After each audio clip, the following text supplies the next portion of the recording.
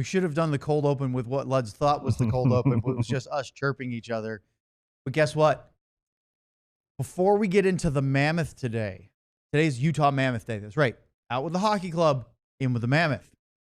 I have an update from our MIA guest from yesterday from the Carolina Hurricanes. I haven't told Sam or Luds this, so we're going to do that right off the top here on today's DLLS Stars podcast.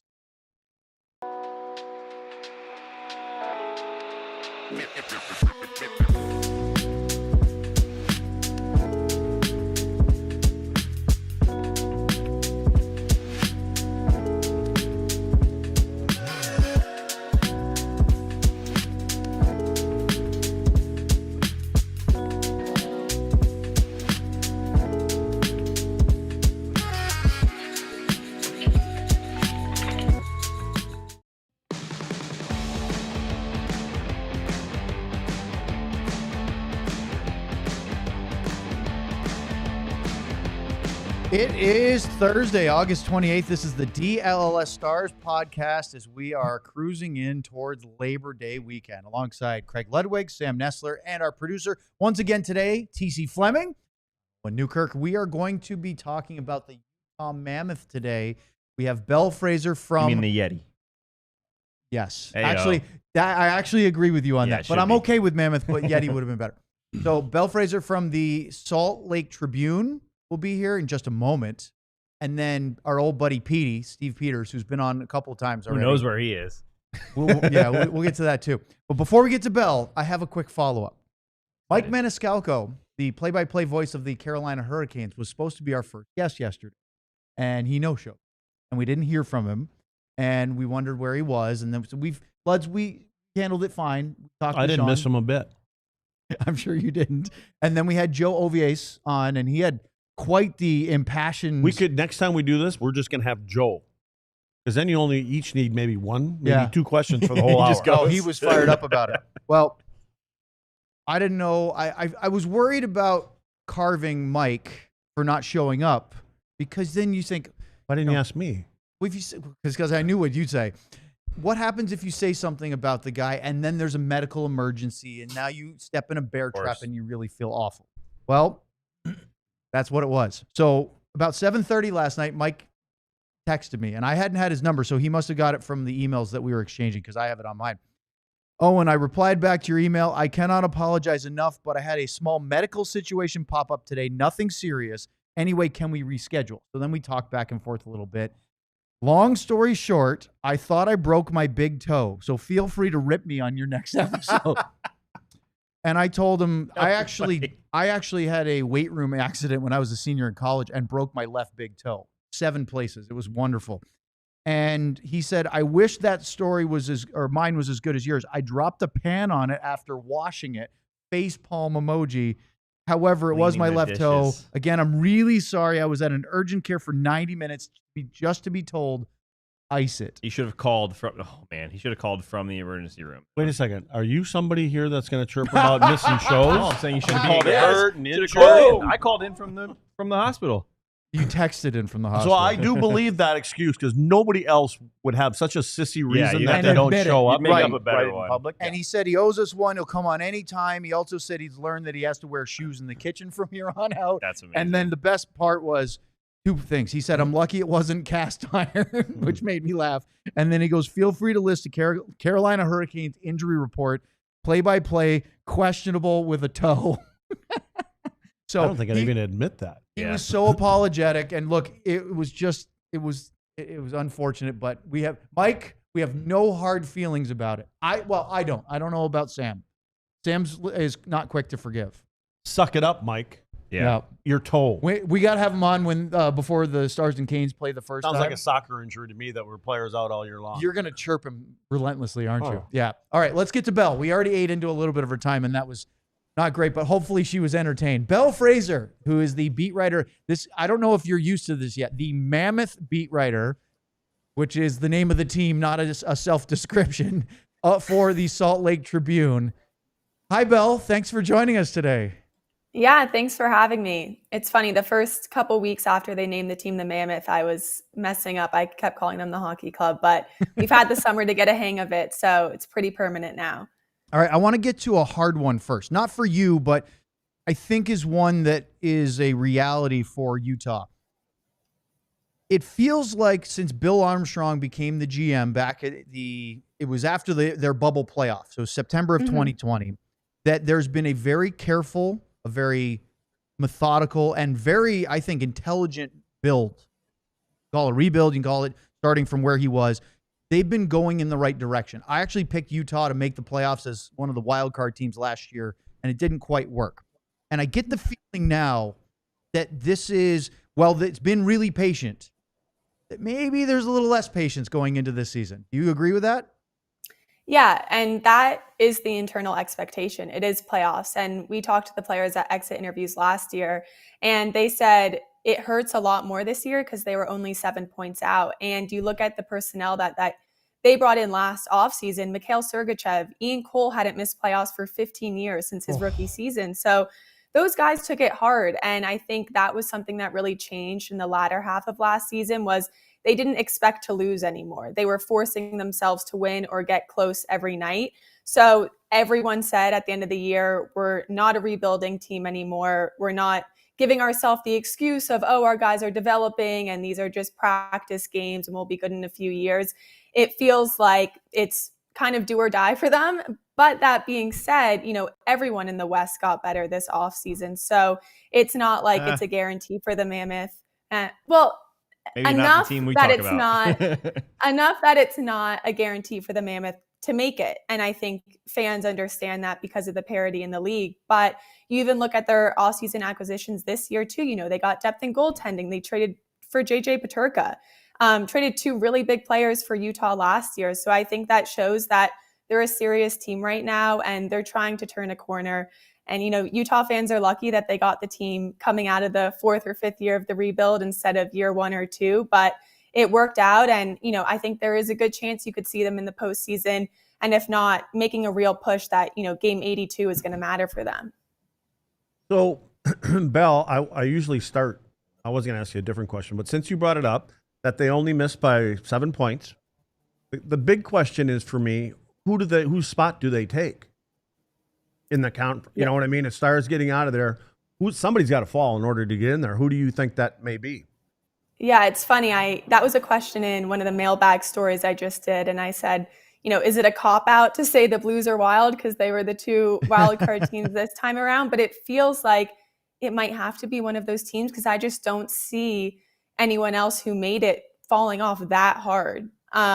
And that's why I say it with an asterisk about the Mammoth making the playoffs. It's everything has to go right for them, but things have to go wrong for other teams as well. And that's the hard thing. I think any NHL fan or media knows you're kind of scoreboard watching for the last 3 months of the season. So I think the easy answer is to say one of those 2 teams. But I think more than anything, the Mammoth need to find consistency. I mean, they barely strung together more than 3 or 4 wins in a row throughout the entire season. So I think, it's cliche that the players always say, but they really need to worry about what's going on inside their locker room and hope that the teams around them kind of hit losing streaks throughout the season. Well, I'm going to start with a really hard-hitting one for you. Take us through the name decision from being there locally for real, because it was a crazy story and a huge one that everybody covered. From being there, how that all went down, and then do you think they picked the right name? Yeah, it was wild. So everyone knew Utah Hockey Club was probably... That name's already taken. The Wild. Yeah. Just going to be for the year, and everyone thought it was going to be Yeti because, Ryan Smith put out a survey basically the month he bought the Arizona Coyotes, and it was 50 or 100 names, and they kept narrowing it down, doing public surveys about it, and everyone thought it was going to be Yeti, and then Yeti Coolers denied to share the trademark. I'm still mad about that because that's the perfect name. Yeah. So Yeti. It's perfect. And the logo with the Yeti on the side of the mountain. I mean, look, the Mammoth looks great, but that Yeti logo, which they were going to use for the hockey club anyway, it's great. It was cool, but they had to pivot. So then they opened it up to the 3 final names. And it was actually amazing how much the fans were involved for 7 games, I think, in February. If you were at Delta Center, you got to go on an iPad. They showed you what the logos and names would look like on the Jumbotron, on a jersey, and it was all under wraps. I mean, they eventually leaked. We all knew that was going to happen. Yeah. But fans really had an integral part in it, and they voted and they used those numbers. I voted for Mammoth. I thought that was the best choice out of everything. And I did a feature story and talked to a bunch of paleontologists about the history of mammoths in Utah. So selfishly, I was like, I hope this works out because I'm actually invested in it now. But it makes a lot of sense. And I think the best thing is that the Utahns are happy with it. You already see Mammoth hats and T-shirts all over town right now, and they haven't even played a game under that name yet. I don't want to get too bogged down in it, but I can't speak for Yeti Cooler Company, but it's a natural sponsorship opportunity. Yeah. I don't understand how they couldn't coexist. Yetis and Yeti coolers. Anyway, so I'll move on. Let it go and move on. I'm going to try. I know I'm very upset about it. Kind of like the Hurricanes were upset about mikkorantanen saying no to them. I need to read this paleontology article. Oh man, there's so many things. You were talking about not winning more than 3 in a row, and one of the things I looked back this morning at the game by game for the hockey club at the time, now Mammoth, and to me there were really 2 glaring bad stretches, which I thought cost Utah its chance for the playoffs because they had a pretty strong finish. It just came up short, but it was after the first 3 wins of the season, they went 4-9-3. That's a .344 point percentage from October 10th to November 21st. And then at Christmas, December 23rd to January 16th, they went 2-8-1, 2-7. And when you talk about how deep the West is and how hard it is, that's it. I mean, obviously, yes, winning 4, 5, 6 in a row would be nice, but not being in the ditch those 2 long spells, that really stands out to me. Yeah, and that's what we talk about with consistency and also shooting yourself in the foot. A lot of the time in those stretches, it was what the Mammoth were or weren't doing that was killing them, and not that all of a sudden all the other teams in the league were so great. And the Mammoth, I believe, had the most overtimes or one of the most overtimes in the league, 13. So that's 13 extra points that they left on the table, and that would have gotten them in a wild card spot. And all of those were third period letdowns. You know, they were 22nd or so in the league for third period goals. They could not produce when it mattered or have the back-breaking goal as consistently as they needed to. So I think when you look at bringing in JJ Peterka, that's a top 6 goal scorer that will probably help in that category. I also think, not that injuries are excuses at all, but it hurt the team. They didn't have a fully healthy roster until 60 to 70% through the season. You know, John Marino wasn't even in training camp. Nick Bukestad had a late start to the season. Sean Dursey is out 3 games in for 3 to 4 months with shoulder surgery. Logan Cooley was out for a stretch. Dylan Guenther was out for a stretch. Sergachev was out for a stretch. Man. Ingram took time away. You know, it wasn't just your depth players that were getting hurt. It was the guys that you would need to carry you across the finish line. So I think what's exciting for the team this year is hopefully everyone's coming into camp healthy and ready, and you'll actually see the roster that Bill Armstrong probably imagined a year ago that just didn't get enough games together last year. Belle, I don't even know if you can answer this question. I'm curious of the players there, and I think I probably know who you'd say. Who drives the bus for this team? I'm guessing you're going to say Clayton Keller. But the reason I'm going that direction is I don't think it can be one player. You know, and it's got to be a leadership group. Do you see any of that? Because they do have some young players there, right? And they brought in some veterans. You know, they brought some guys in, Schmidt and Tanner, things like that. But do you see that kind of leadership group growing with that club? Yeah. It's funny. I was going to actually not say Keller, but of course Keller. I mean, he's the captain. He is the leader of that team 100%. You know, where he goes, that team follows. He's been with them through the dark days and he's leading them out of it. He's Captain Clutch, they call him. You know, Clayton Keller definitely wears the C well, but it's really Mikhail Sergachev too. It's Ian Cole, randomly enough. You know, it's Lawson Krause, even though he had a down season, he commands a lot of respect in that locker room. And it's the young guys too. I mean, they're gone now, but Josh Stone, who's in Buffalo now, if I had no idea who this hockey team was, I would think he was 30 and an assistant captain, you know? So I think that was what really helped them last year too, was it was really by committee. And then you saw, like you mentioned, those veterans who came in, find their footing. Sergachev came in after that shell shock for trade, coming off of a broken leg to a brand new team in Utah. And it took him a second, I think, to feel comfortable and feel like he could talk to the room. And the thing about him is he's serious and he's quiet, but when he speaks, you know, people lock in. And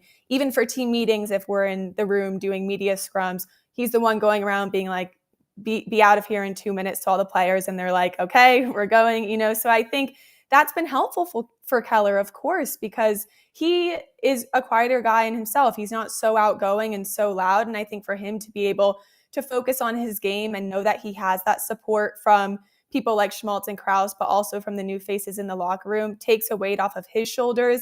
And he had a career year of 90 points, and people weren't sure how he was going to handle the captaincy, if it was going to affect his game, and it didn't. And I think in hand, he let other guys help him lead, which is important too. He didn't have an ego about it, and he saw it by committee as well.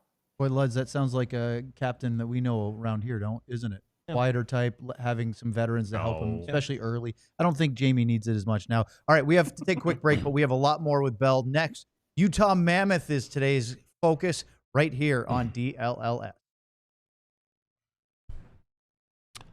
Looking for an afternoon of great conversation, good company, and a chance to make a difference? Join us for the Big Brothers. Are you saying you need a few of them? Yeah, right. You should go to this. Big Brothers and Sisters 4th Annual Cigars and Conversations. You like stogies? Sure. Of course. Happening Saturday, September 13th from 2 to 6 that an p.m. at answer or a Casa de question? Monte Cristo. Casa de Never had Monte one. Cristo. Yep. Okay. That's the name of a cigar, Yeah. by the way. Isn't that a too. book? Yeah. In Dallas Nope. here. Enjoy a premium cigar, a complimentary drink. I wish that said a few drinks, and connect with people who care. Big brothers, big sisters, board members, staff, community leaders, all coming together to inspire change. Learn how you can become a mentor and positively impact a young person's life. Ask questions, share stories, and discover how you can get involved. Whether you're a seasoned supporter or just curious, this is your chance to network, engage, and be the change. That's Cigars and Conversations, Saturday, September 13th, 2 to 6 p.m., Casa de Monte Cristo. Be the change. Be a mentor. Visit the link in the description for more on the event. Big Brothers, Big Sisters. Oh, Boy, I don't know if we were going to have an Alexander Dumas reference or that it was going to come from Sam on today's show, but let's talk about Shady Rays, because you know that moment when you realize that the favorite pair of sunglasses that you've had for maybe a little while, or maybe you just bought them and you went, oh no, I left them beach or at The guy that wrote Hutchins Barbecue, Town of Monte or Cristo. maybe at the gas station 3 states away, and you're realizing, oh no, I don't have them anymore. Well, that's when you find Shady Rays. Change the game, because they make seriously good-looking, polarized, durable, and not stupidly expensive shades. And if you lose them on day one, break them, Shady Rays will send you a brand new pair, no guilt trip, no replacements. We've teamed up with Shady Rays to bring you an exclusive offer. Head to shadyrays.com. Use the code DLLS35 for 35% off polarized sunglasses. All right, I'm regretting this already as we bring Belle back onto the screen. Sam, it's your turn. Oh, yes. All right, Belle. Are we going to college? I want to ask you about college hockey. Oh, there we go. Of course you are. No, I want to ask you about someone who played college hockey. So Logan Cooley was a big player for the Gophers his freshman year. I don't know if you remember this. They beat a certain Boston University in the Final Four, the Frozen Four, to get to the final. I was actually there, covered it in person. Figured that. That's why I Had threw to it bring out that there. up, I had didn't to. you? He had 3 Yeah. points in that game. But then he flips his decision. He says he's coming back to Minnesota, flips his decision, goes to Arizona. Has a decent year. Last year, I think he had almost a 20-point jump. What is Logan Cooley to this team, and what do you expect from him this season? He's going to be a franchise player for this team, and he's up for extension this summer, and I think they're doing everything they can on both sides to lock him up long term. We are actually looking at Wyatt Johnston's contract as somewhat of a comparable. I think Cooley will probably get a bit more just with the cap and his production, but he's someone that I think they view as a top 1 to 2 player on the team. He was second in points on this team, just behind Clayton Keller this year.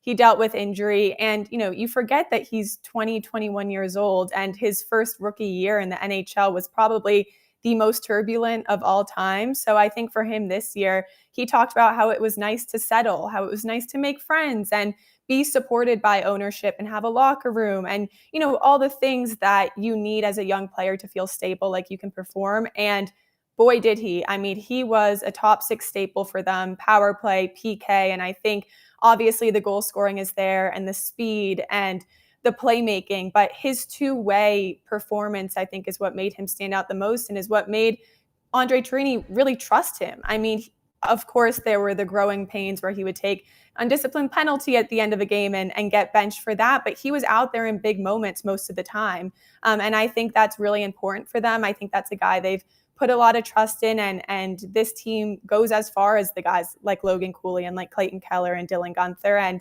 I think it's really exciting for people like Bill Armstrong, because you're finally seeing the picks and the prospects that you mined for and you were at the bottom of the league for pan out and be the stars on your team, and that they're all the same age. A big part of bringing in JJ Peterka was he's 23 and he's going to hit his peak at the same time as Logan Cooley and as Guenther, and he's not a 28 or 30-year-old you're giving 8 years to. So I think for that reason, they're excited about Cooley as an individual, but also the supporting cast he has around him to help him, exceed. And I think his ceiling is so much higher than what he showed last year. And I think, Cooley jerseys will be in Utah for a while, and hopefully that contract gets done soon. Do you think it's any chance that it could have been better for his development if he didn't make the flip decision? Because of what you just said, it was obviously not a very comfortable rookie year. Or do you think maybe that helped him to learn and go through all that at such a young age? I think you can argue both sides. I mean, I'm biased because I cover college hockey. I come from that background. I think staying in college hockey, a year extra can never hurt, especially on a team like the Minnesota Gophers that has national championship aspirations every year. And he would be playing in all different situations for them. And I think that's the biggest thing for GMs, is that they don't want Cooley or whoever it is to be an extra forward or be in the bottom six and not be getting tested in all different ways. But I think the position that the Arizona Coyotes were in at the time, like Logan Cooley was going to come in and have a role. The kid's good enough. Yeah. And I think you saw he got off to the hot start and then was a little bit quiet and then had a really good end to the year. So you could say that maybe those were the same experiences that he would have gotten in NCAA hockey, and it was better to get him in the system and learn the playbooks and get to know the staff and the coaches and everything of the sort. And I mean, it's worked out very well. I don't think this year anyone was like, oh man, I wish Cooley would have stayed last year because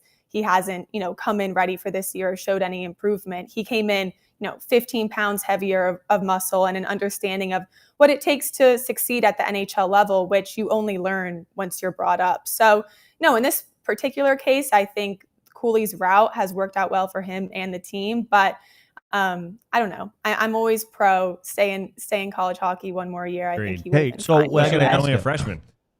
Yeah. So Belle, you covered a lot of college hockey. Have you ever had the opportunity, the privilege of visiting Grand Forks, North Dakota, at the University of North Dakota in January or February? Totally unbiased opinion. If not, by the way. if you haven't, that needs to be on your bucket list.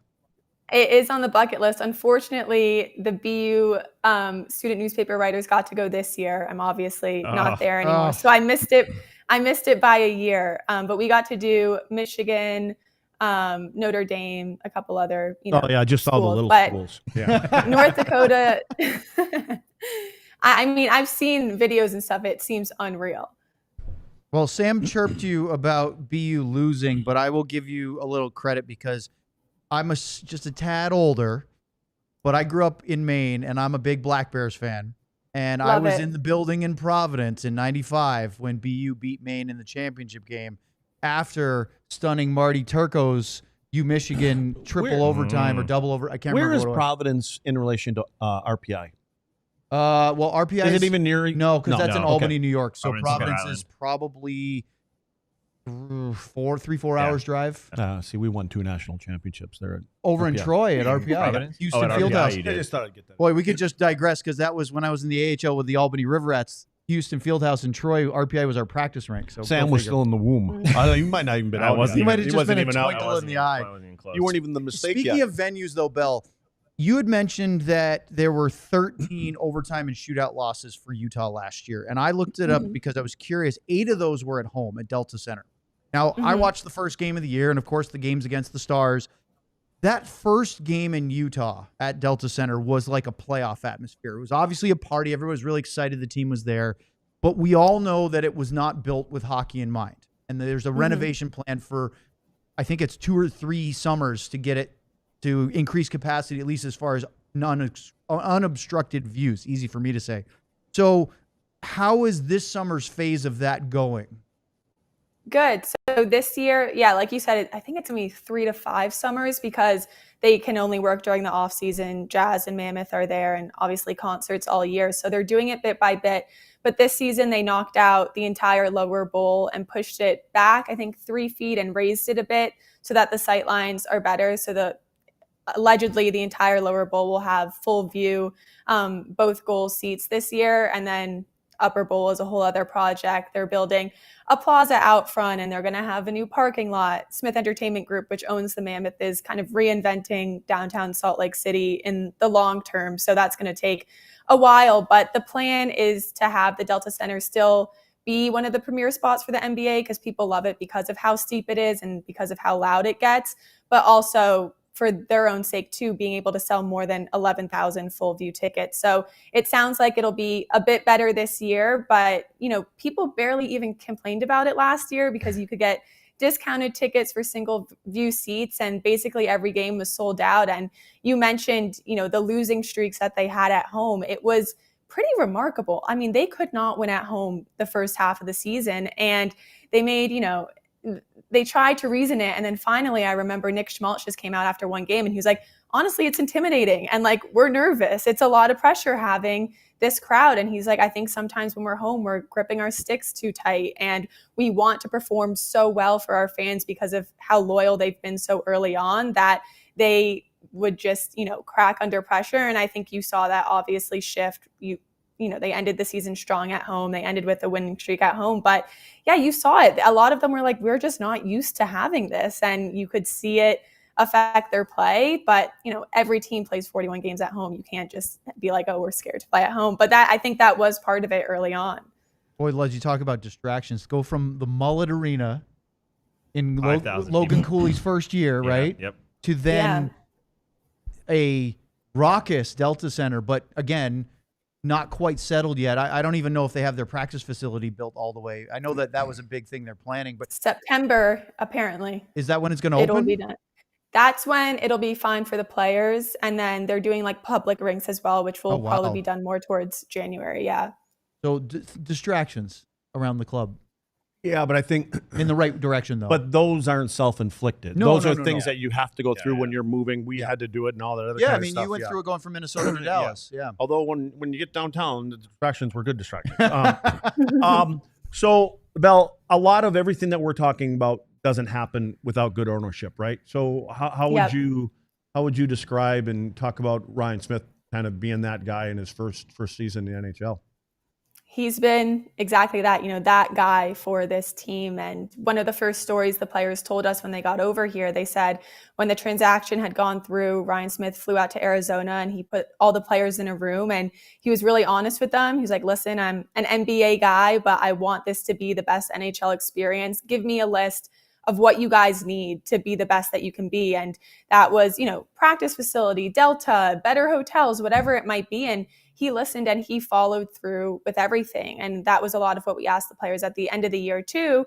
Now that you've been here and Ryan has had the chance to prove himself to you guys, how do you feel? And I mean, the guys are over the moon about it. Veterans like Nick Bukestad and Mikhail Sergachev, who have played for a handful of organizations, have said this is the best they've been treated in the league and it's great for families. And I think Smith Entertainment Group has to be really happy with the reviews that are coming from their players because that's ultimately how the reputation is made. But the players will say to their friends on other teams and how the away teams are treated. So I think Ryan Smith has, done more than anyone expected. And the fact that there have been so little bumps in the road through the first year, I was shocked. Things went well. And it's because he's investing in it and literally financially, it helps, obviously. All right, Belle, I'm going to ask you more about college hockey. No, I'm just kidding. We're running out of time here. I was ready for that. We got one more question for you. We've asked all of our guests. From your perspective, obviously Utah being your case, what do you see from the Dallas Stars going into this season and their expectations? Yeah, well, last year, the Dallas Stars were always the team that the Mammoth kind of sized themselves up against, or it was kind of a point of measure for them. And it was openly talked about. They lost 3 of 4 games to Dallas, and they beat Dallas in April, the last game they played of the season, but Dallas was missing 3 of their top defensemen, and Ottinger wasn't playing. So it was a victory for the Mammoth because it was always something that they were working towards. But I think you saw they lost most of the games against Dallas and the Mammoth last year, but were by 1 goal or 2 goals. And so I think for them, they always saw Dallas as the team that they were kind of working towards, a complete 4-line team that is able to rely on their goaltending, but also has the power in the top 4 to not leave them out to dry. And we talk about third period goals and being able to close out games. That's something that Dallas did really well against the Mammoth and obviously the rest of the league. I think going into this year, it's one of the teams I'm most interested in, especially with how last season ended. I had Dallas. My bracket was ruined, but I had a bit more faith in Dallas, but I think it'll be interesting with a new voice, especially head coach. I mean, I think you look at teams the first year after getting a new head coach, some do really great and some do poorly, but I think Dallas just has the names and the talent and the mix of young and old that they'll be fine. Maybe it's not a Stanley Cup or a Western Conference final victory, but I don't see the Stars, like I said before, falling off whatsoever. I still see them as a huge threat. And also I can't wait to see Rantanen, have a full season. That's, I feel like, the biggest unknown of how he's going to come out after not having to go through the fiasco he did midseason last year. Well, if it makes you feel any better, we did a DLLS Diehards Stanley Cup playoff bracket. Of the 32 people that filled out one, because one of our showmates, Sean, who's not here today, forgot to fill his out. Oh, yeah. Sam finished 31st, ahead of only our producer, John, who was worse. And I had LA in the conference final and Tampa Bay in the Stanley Cup final. So it happened. But mine was similar. I was cooked after the first round. In all sincerity, though, it's wonderful to have you on. It's not easy with BU and Maine to get along, but we will do our best. We do have Jake Ottinger here, so there I was going to say, connection. You guys have to BU a bit. Gave you Ottinger. We're happy with that terrier for sure. But thank you so much. It's been great to have you on today. Thanks, Belle. Yep. Thanks, Belle. Thanks for having me, guys. Belle Fraser, you can check out her work in the Salt Lake Tribune covering the Mammoth. Look up her paleontology article. I got to read that. I just saved it. It sounds do you know awesome. that there are different types of mammoths? There you go. Mammoth. Yeah, sure.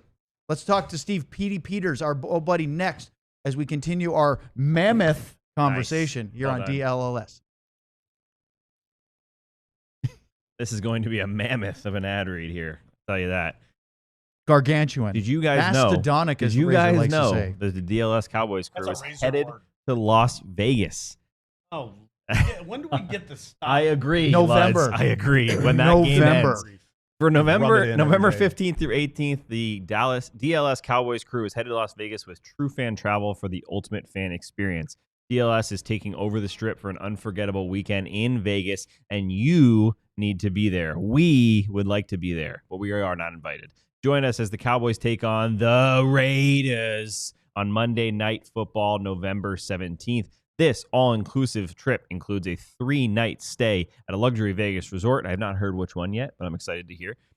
Game tickets, VIP parties, exclusive events with the DLS crew and fellow diehard fans, and much, much more. While you're there, maybe check out the Sphere. I've been watching some concert videos from the Sphere lately. That looks pretty cool. You can go to that pool where they have all the college football games and NFL games on at it. Les has been there. If you read our website where it says events Vegas, is it on there? It actually says they're staying at the luxurious Mandalay Bay. There you go. Give me some of that conversation I could read about for this. I mean, I've been it's reading literally the same on thing. the website. I don't know on the website, but this is how Dallas does Vegas. Book now at truefantravel.com. I will also talk to you about some of our awesome apparel that we have. The Dallas collection was a recent one we released. Look at TC right on it. Amazing shirts there with the isn't it amazing when he does more than one show? The he knows what we're gonna do. The mascot of Magalism, the DLS barbecue. By the way, do you know that every time you're not on, that Sean is, he says the word amalgamation. And he says out loud just to taunt you because you can't say it. All the amazing shirts. Go to alldls.com and get yours now. Become a diehard. Join our awesome 5-day, maybe 7-day-a-week newsletter. Lots of stuff. Alldls.com. Check it out. All right. It was great to have Belle on. We could have had her on for the whole hour, and it would have been very informative, fun, and we probably would have mentioned Hockey East at least 1 or 2 more times. For sure. But let's bring on our old pal, Steve Petey Peters. There he is. Back in to talk about the team that has to get Petey, it's got to bring you joy. What are you shaking your head for? Joy? Joy for what? What's bringing me joy? No. Lutz. Here's the Lutz is thing. he. It has to bring you heartbreak because Yes. seeing success in Utah is a very cold reminder of a very hot place, and that is in suburban Phoenix or wherever you want to call it in that area in Arizona, because Ryan Smith, Ashley Smith Entertainment Group, that's the ownership that the Coyotes were so desperately looking for. Yeah. It's funny. It's literally, today's an anniversary for me. It was 5 years ago today that I walked out of Gila River Arena for the last time. The team and I parted ways 5 years ago today. So it's ironic that we're sitting here talking about the new team and the new club. And you're right. There is one thing about this ownership group, that if they could have found an owner like Ryan Smith in Arizona, this would still be working and they would be succeeding. So people thinking this is not a hockey market here in Arizona, they're incorrect. They just have the wrong owner. And you guys know how much an owner makes a difference with the team. In Dallas, they got involved. They build rinks. They had the Dr. Pepper centers, and they really got hands onto the community. And that's something that was always missing in Arizona that Ryan Smith has now carried over into Utah. And I think that's going to be the biggest reason that they're going to see success there in Utah. Hey, Luds, was that a Norm Green thing, or was that under Tom Hicks where they really started expanding those? Was Norm the one that? Oh no, I was saying that's when he left, and he broke my heart then too, because Luds was playing and I was watching it again. Petey would just shut up. I can hear the building whole question. rinks and you won't either. Hockey here. I mean, I know Jim Lights had a big part to play in that. What was the question again? Petey, he's like a bird back there. Like, them birds you heard when I was in Wisconsin? It's what it sounds like. Can you guys tell that we're comfortable with our guests? Because okay, so what was the original? Well, as Petey was talking about, I don't listen to Petey. So I know you don't. So that's why I'm about to summarize it. Okay. When you have ownership that builds out, that doesn't just worry about the NHL team, but builds community rinks and creates a fan base of generational interest, not just that team. It didn't. To me, it started with current ownership stuff. You know what I mean? The Ghilardi stuff was the big turning point. Well, I think aren't the rinks always kind of the foundation of it? Yeah. So I think from that standpoint, there were rinks that were going up. So we were getting those kids in there. And I think what they did is when it was free, remember everything was free and $99 for all this thing. They got them in the pipeline. That's the Madonna little rookies. It's right. 4 weeks. Mo had nothing to do with that, by the way. But so I'm not giving Mo any credit for that. But both my kids did this when they were 5-6 years old. You get 4 Saturdays. They have you come try on gear. You get to borrow gear for free. You don't pay for anything, and the kids get to see if they're actually before the parents show up. Have you met Pete Peters? Yeah. Well, Petey. Petey. Should we talk to Petey? We're getting off topic. Fine. I'm enjoying this show. Peter, like saltpeter. Oh yeah. Petey, do you know what saltpeter is? Now we're talking about gunpowder. I tried to get that in there earlier, but it didn't come out right. So wait. Yeah. What are we doing here? Petey, here's a hockey question. This is our show. Here's a hockey question for you. So Belle mentioned, about this team wanting to make the playoffs. So you look at all the stats, the numbers, the back end. We know that defense kind of has a lot to do with it once you do get there. Do they have that? I'm talking about the goaltending, because I look at their numbers and their goals against was a little high compared to the team, the 8 teams that actually got in. I think their goals for is in the neighborhood. But so do you think that they can find a way in, with however you want to sum up defense and goaltending?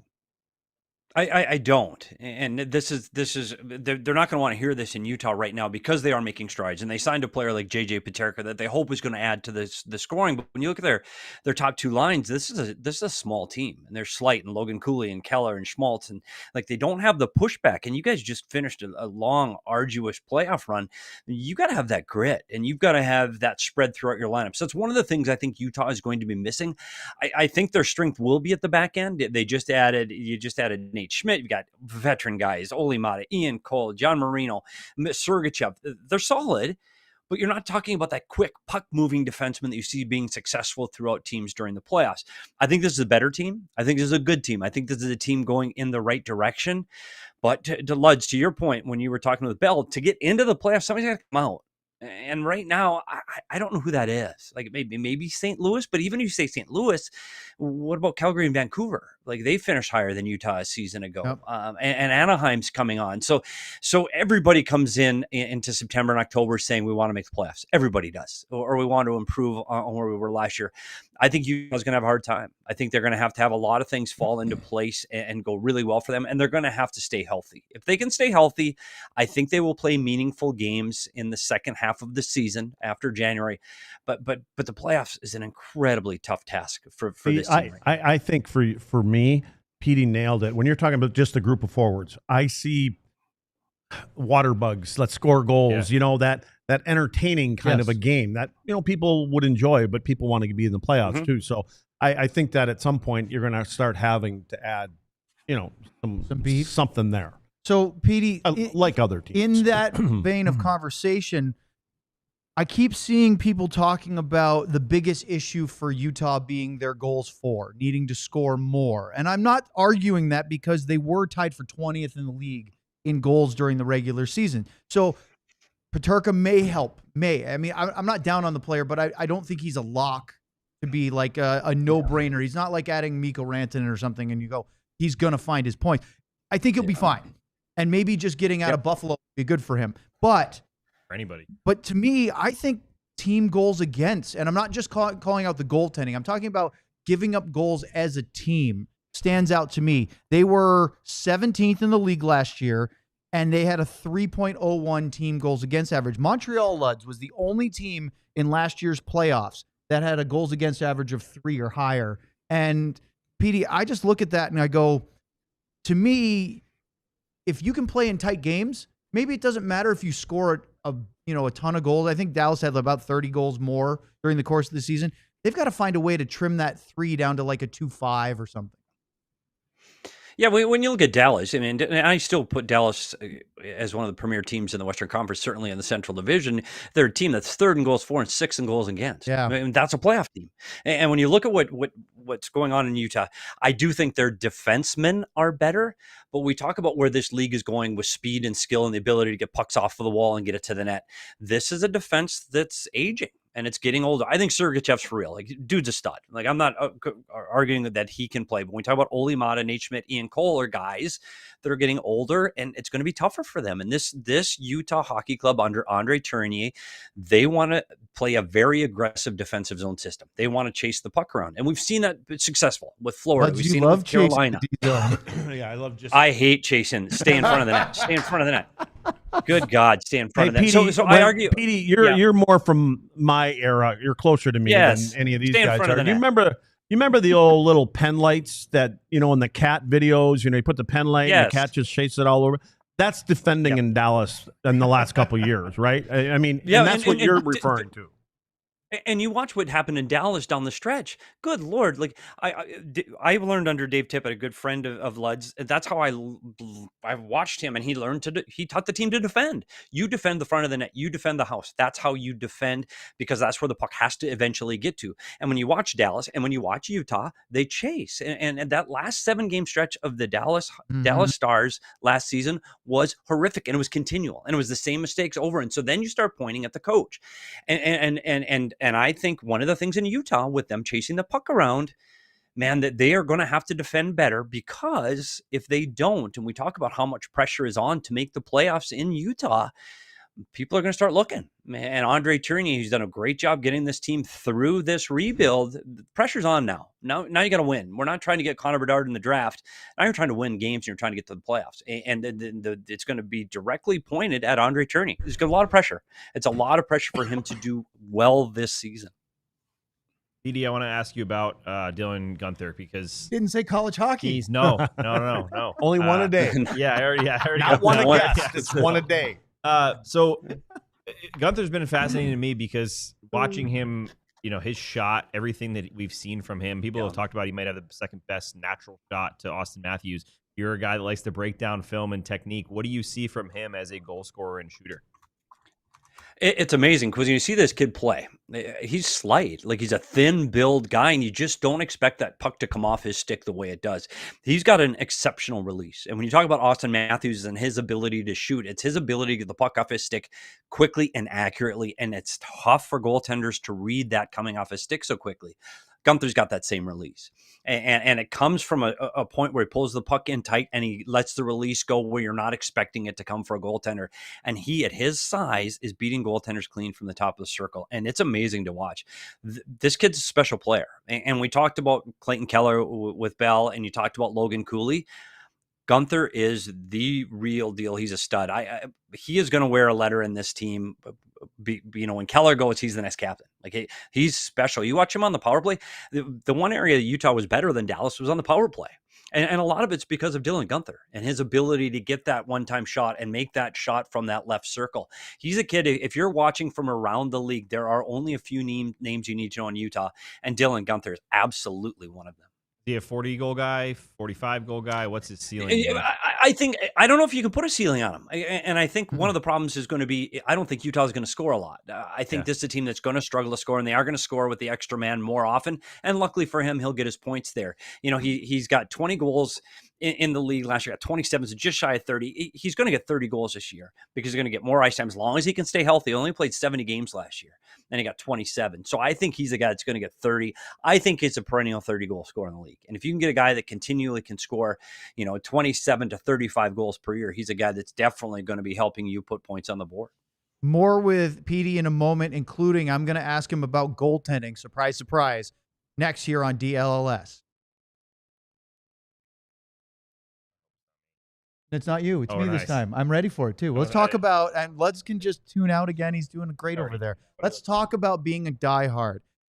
If you scan the QR code that's going to pop up on the screen, or how about this? You can show that'll take you to alldls.com, and you can sign up to be a diehard. In addition, check this out. Right now, we have a $36 sale going on. TC flashed it quick, you got to you pause your screen on it. But it is actually for the start of football season. And if you sign up now, that's more than 50% discount off the regular annual diehard subscription price. You get a free football club t-shirt. There are 3 to choose from in this DLLS football club new drop of merchandise. One is the 88 Club. There's also How About Them, or Something About Them Boys. And they're good looking t-shirts, of course. All the DLS shirts, including the one I'm wearing now, are very soft, good quality, so you're getting your value there, plus all the writing that Sam and Sean do for us. The Mavs with Tim Cato. Of course, they just had Mark Cuban on a couple of days ago for their anniversary show, and that was a really interesting thing. Sam's piece about Jake Ottinger making the rounds. I saw some local Dallas TV sports guys quoting and is that right? Mike Leslie did a big tweet about it because of the pulling on the heartstrings a little bit between Mason Marchman and Jake Ottinger. Yeah. And Tidal Andrea is part of that too. Jake Ottinger's good friends getting traded by the Dallas Stars. But anyway, in addition to that, we're also doing the ball knower bonus again. And if you have heard us talk about this before, this is where you go to our site, you buy at least $25 worth of merchandise. And if you pick correctly on one of the options, and there's quite a few, Eagles, Cowboys, some college football in here, a couple other NFL games, you get it right, you will get a gift card for 100% your value. So if you spend $25, you'll get a $25 gift card for that, and on and on. So do all that. And if you're diehard, you get a discount on merch anyway. You can get even more, and it's worth every penny. Scan that QR code, be a diehard today. All right, let's bring Petey back on. Luds, I have tons, but it is your turn, so I'm turning it over to you. Petey, when you mentioned Nate Schmidt, it was the way you mentioned his name. So I think you like Nate Schmidt, and I know I do. I'm a fan of his. I think he knows who he is, and I think he doesn't get enough credit for being a puck distributor, get his feet moving kind of guy. In 10 years, he's only had 2 seasons where he's been a minus player. I was happy to see him win that Stanley Cup there and then get this opportunity. And I don't know what he got. I think he got like a 3-year deal, but anyway, he got some more money. I want to say 3, yeah. And I think he got like $3 million or something like that a year. So he got 3.5. Okay, there you go. You're very close. So anyway, is that you have the same kind of feeling about Nate, or where are you at with him? You know, he's another one of those guys on their back end. He's 34 years old, but he comes with a pedigree that you win. And one of the things that I think Utah needs right now, I think they need that in their locker room. Clayton Keller, he's got the C on, and he's their de facto leader right now. But he's a guy that's been in Arizona since he got drafted, and they need to have that other voice, those other guys that go, hey, this is what the playoffs is like. Like, the playoffs is different than 1 through 82. And I think bringing a guy like Nate Schmidt and Mikhail Sergachev, I think they've got so many experienced veteran guys on the back end that are really going to push this team. And then we talked about the playoffs. Like, I still think it's a big stretch for this team. However, when you put guys like this in the locker room, that their expectations are and the accountability of the guy sitting next to you raises a little bit, I never say never. And Nate Schmidt is absolutely one of those guys. He had to play up and down that Florida lineup in the back end when there were injuries throughout the year, and he had a much bigger role at times during the playoffs. So I do think he is a good addition to this Utah team, and not just on the ice, but more importantly in the locker room. When you look at the group of D there, okay, I'm looking Ian Cole, Nate Schmidt, Olimata, Sergachev, as you mentioned, even Marino. To me, that group helps sell to the group of forwards. We got to play better through the neutral zone. We got to play better in our own end, which is everything that Petey's talking about, and helping out with the goaltending. I'm not sure where Vejmelka stands for everybody else. I don't know him that well as a goaltender, but I think if you can get if that's what their goal is, bring in some defensemen that can spread the word here, that we're going to be more committed to helping our goaltender out and playing that certain style. I think that helps. Well, let's ask Petey about the goaltending, because from February 25th through April 10th, this is not something that Petey is unfamiliar with. Veggie, Karel Vejmelka, made 23 consecutive starts. And I remember Tourigny had a line of, well, we have to win. We're chasing. We're trying to make playoffs. Who else am I going to start? Now, Connor Ingram was in the player assistance program, so that took away his number 2 option as far as who to play other than Vejmelka. But they did add Vitek Vanacek in the offseason, so now there's a third option. Ingram has since I don't know if it graduated or come out of or been released or whatever the proper nomenclature is there. But how do you feel, Petey, the Utah goalie situation is going into this? Well, it's interesting. I know they're confident. They're really confident. Vejmelka, they've got him signed up through the end of 29-30, just under $5 million. They believe in Karel Vejmelka. Karel's a guy that I've watched since he came over from Europe. Consistency is a problem. When he's good, he's really good, and he can put a couple of games together. The problem that you saw with Karel Vejmelka was an inability to stay consistent over time. And I think that's one of the reasons they did push him so hard to see what he had, because they knew they had to make a decision long-term at the net. Were they going to sign him to a long-term deal?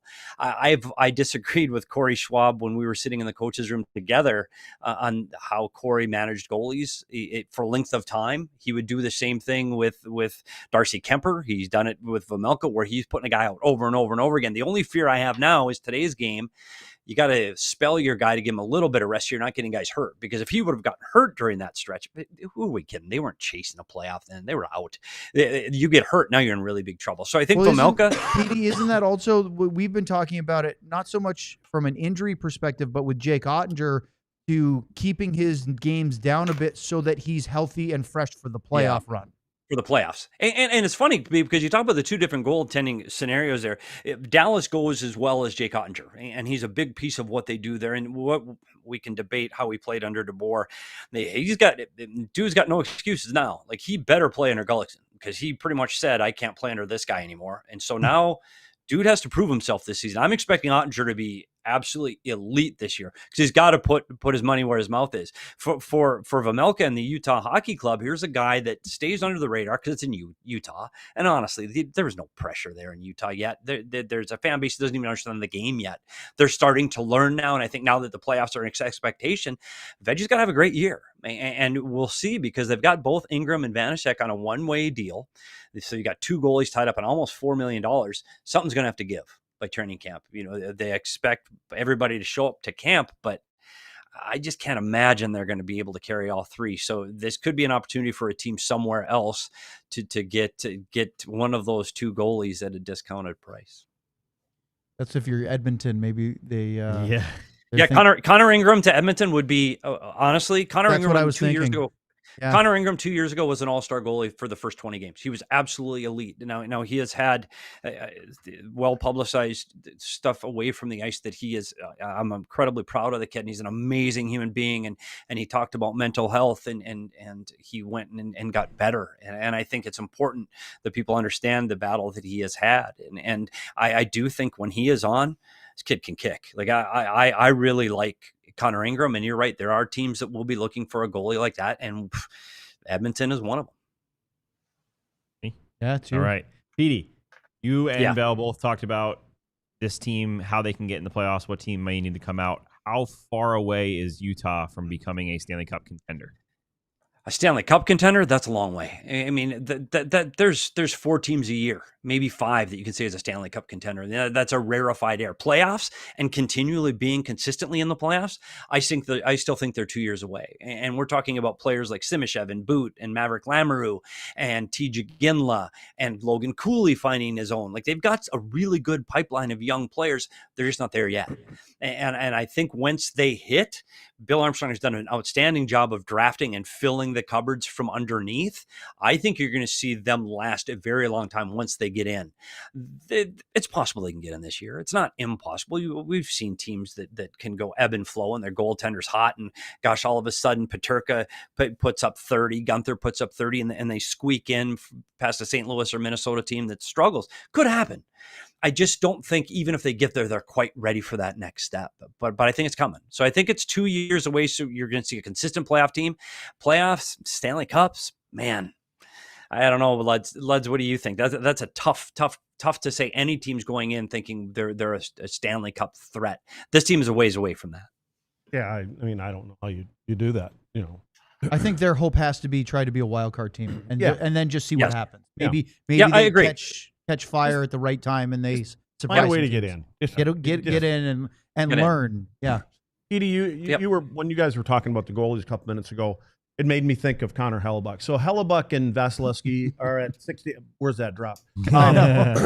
So Cat's singing up there in the other room. Yeah. So those two cats played 63 games last year. I guess my question is, did that have anything to do with Hellebuck in the playoffs, or was there something between the ears? I don't know him personally, but I've talked to people that work in that organization or close to him.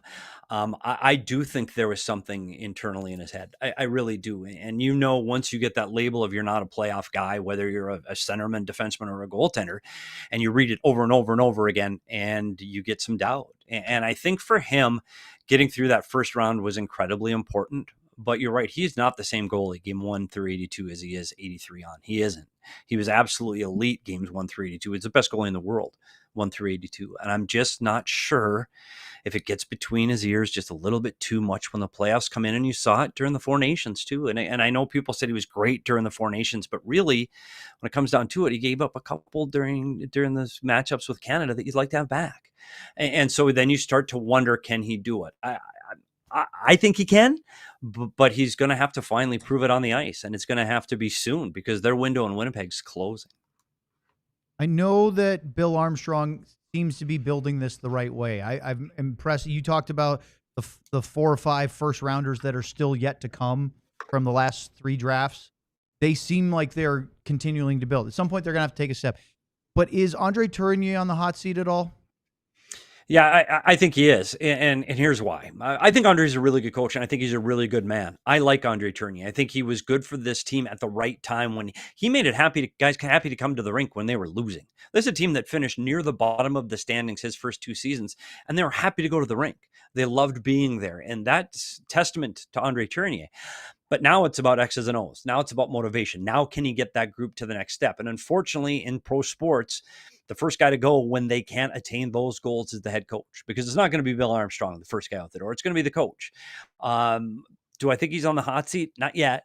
But by December, if this team is nowhere near that double line of making the playoffs, you're going to start hear rumblings. And unfortunately, I don't think it's fair. I'm not sure they've given him the tools to make the playoffs yet. But I do think you're going to start hearing from January. You will start to hear that murmur. And to be honest, it's a new ownership group. They don't have their stamp on Bill Armstrong or Andre Tourigny. They're not their guys. And so that ownership group, if they have a guy that they have in mind that's their guy that they can pull in, man, they're just looking for a reason to do that, and missing the playoffs may be that reason. Well, So I'm guessing that Pete DeBoer should be looking for a snowboard right now. Oh, buddy, no, we're not getting Pete a new job in Utah. What about your buddy down in Tampa? You've been talking about that rumor for a little while. Yeah, Coop's been right. Yeah, Coop's sniffing around. Yeah, Can you imagine if I don't know if he wants to coach anymore, ready? Like, think about this: you get those draft picks starting to develop. You put them all together, and that's when you drop in John Cooper. Good grief! Yeah, but they're not going to be ready by the time his contract's up in a year. That's true, but we'll see. We have to go to overtime real quick because we have a couple more questions for Petey. So, for our TV viewers, thanks for joining us this afternoon. Don't forget to like and subscribe here on the pod, and check out our website, alldlls.com.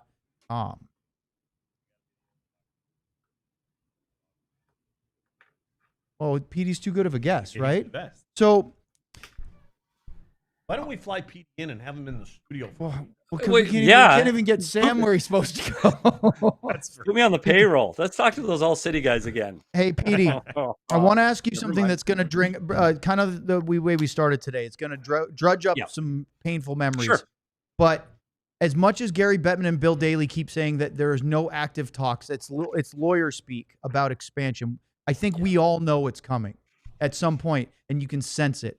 And I've been bullish, and you live there, so you know it even better than I do, that Arizona, the greater Phoenix metro area, that is an area, the valley there, that isn't a market that the NHL wants and should be in. Is there anything from when they moved to Utah till now that gives you any hope compared to where we were when the Murillo thing all fell apart? Yeah, there is. And unfortunately, people want to see it in writing, and they want to see it on the headlines, and they want to see it on SportsCenter. It's not going to be there yet. But behind the scenes, there are things happening. And I know that sounds like a little bit of a cop-out. Here's the difference. Atlanta's farther down the road. Atlanta's got two ownership groups that are looking at two different sites. They've got county money applied to a new building. Atlanta's down the road. Atlanta's getting a hockey team. I don't think there's any mistake about it. The first and next expansion, Atlanta will get their third kick at the can. But now it's that next tier. And you hear Houston, you've got a billionaire out in Houston. Hey, I want to bring hockey. Well, all he did is put out a press release. I want to have hockey here. Well, the only difference between there and Arizona is the billionaires didn't put out a press release. There are people with money here in Arizona that are very interested in bringing a team back. The league is aware of that. There are sites being looked at here in Arizona. The money is here. It's just a matter of getting the political, the business community, and the hockey community all together. I still believe that there will be hockey here. I really do. Now, maybe I've got rose-colored glasses on, but you look at what the NHLPA said, all the players, where would you like to see the next expansion? Arizona. You talk to the agents, Arizona. You talk to the league, Arizona. You talk to the owners, Arizona. They want to have hockey back here. So if you put all those things together, I truly believe hockey will be back, but when? And I still think it's 2030 or 2031 before you see hockey back in the desert. So Atlanta's a hockey town?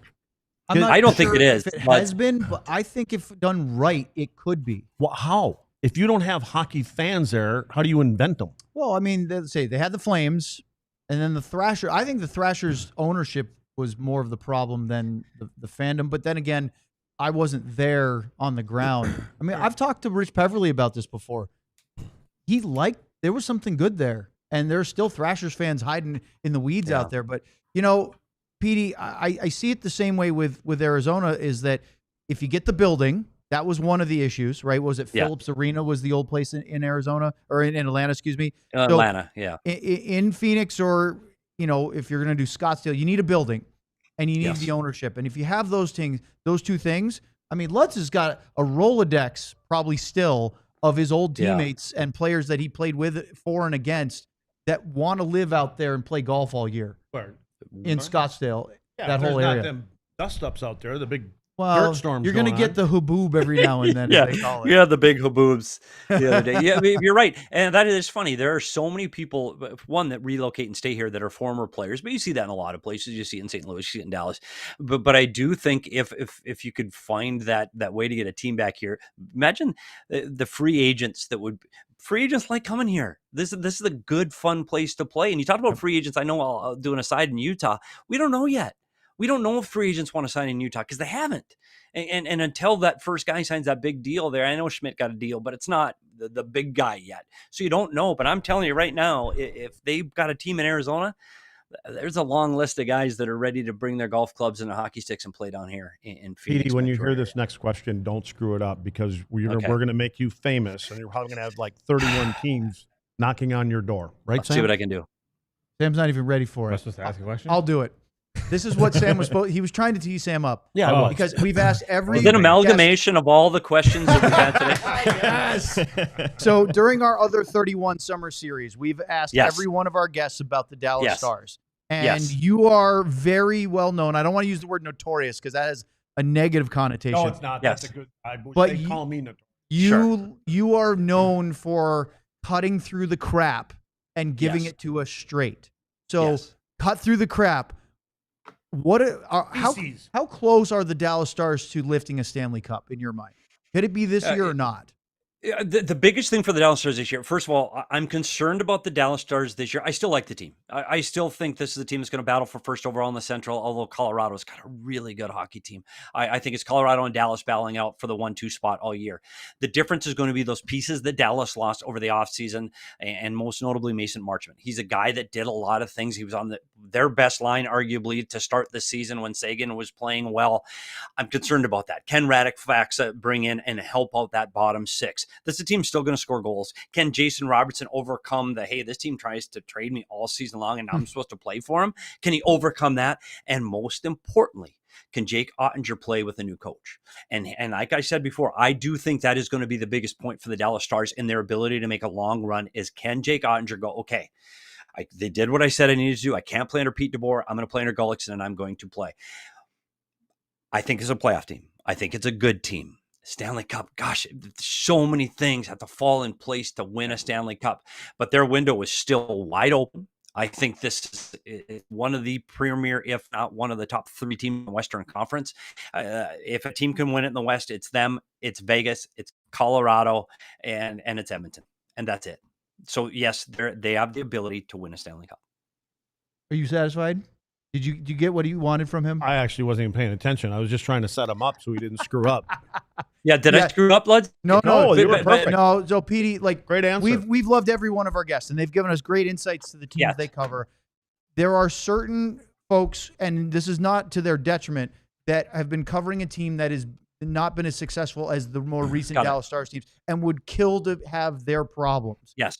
I think we all are in agreement that Dallas is a team that could win a Stanley Cup, but they're not necessarily better than they were in April or May. And so we need to see something from some of the guys, maybe Maverick Bourque, maybe it's Sam Steele, maybe Thomas Harley takes another step, or, whoever you want to name, to see who's going to be the next one to fill those voids, whether it's Mikael Granlund, you mentioned Marchment. There are still question marks, even though this is a very good team. When you're right now today missing a top 6 position, right? That's pretty important. Right. But even then, one of my concerns is the Jason Robertson talk for the last several months. What is his mindset coming into training camp? And if he can be straight, I think that's going to be that's going to be very important. Can he come into this training camp and play like the player we saw 2 seasons ago? And more importantly, what can Mikko do with a full off season and a full summer? And can he get his mind into, hey, I'm wearing the green and white and I'm a Dallas Star now? Because I think it's going to be very important, because when he did play like that, dude was unstoppable when he put this team on his back in the second round. But then you get to the Edmonton round and he wasn't the same. There are some missing pieces here in Dallas, but we talked about the coaching differences, and you talked about the way this team defended towards the end of the season and even into the playoffs, that I thought they struggled defensively. Can this same group learn to defend, and can Gullickson bring in a system where they protected the front of the net? If they do that, Ottinger's going to make the first save. Yeah, I think the Petey, I think the motivation for Robo, when you just bring him up, is obviously going to be the Olympics and a contract. And so you may see Robo light it up. That's a good thing. And maybe that's the carrot that they're dangling. Petey's last line of, can Gully's system help protect the front of that a little bit more? It doesn't have to be a huge amount, but a little bit more. All of a sudden, Jake's numbers look that much better. Exactly. The team, it's a good thing. Petey, it's always a pleasure. I think our producers are trying to kill your connection so that we stop doing overtime. but it's, it's really always bad. a pleasure having you on. We'll do it again soon because we just enjoy it too much. Thank Thanks, you so Petey. much. Thanks, guys. Thanks, guys. Appreciate you. There's Steve Peters. He is the host of Inside the Coaches Room. Before Check the him out trade on deadline. YouTube. And of course, Mason Marchment back to Dallas. Oh, it's a trade. Where are you coming up with this money? That's the. He's going to need a contract. LTIR for No, don't wish injury on Sagan. Are you What putting you Sagan- doing? Sagan already What has an injury. are you doing? He already has an injury. Okay, tomorrow I won't be on the show because we're taking a little long Labor Day weekend trip up to Boston, which is why I use Game Time to get those tickets for the Red Sox. But these two bozos, as Leds likes to call us, I'm not coming. will be You're not coming doing either? Just you. a Montreal I'll do it from my Canadian house. show. Renaud Lavoie, TVA sports Renaud. reporter, and Arpon Basu of The Athletic, two heavyweight media members of the Canadiens beat, will be on 1 o'clock Central Time tomorrow.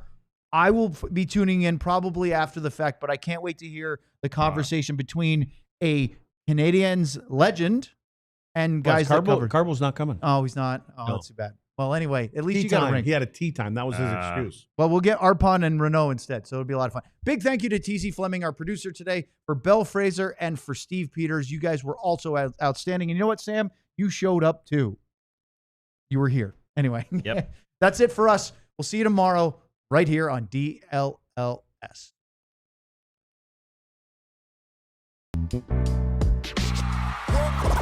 We all silly like the mayor.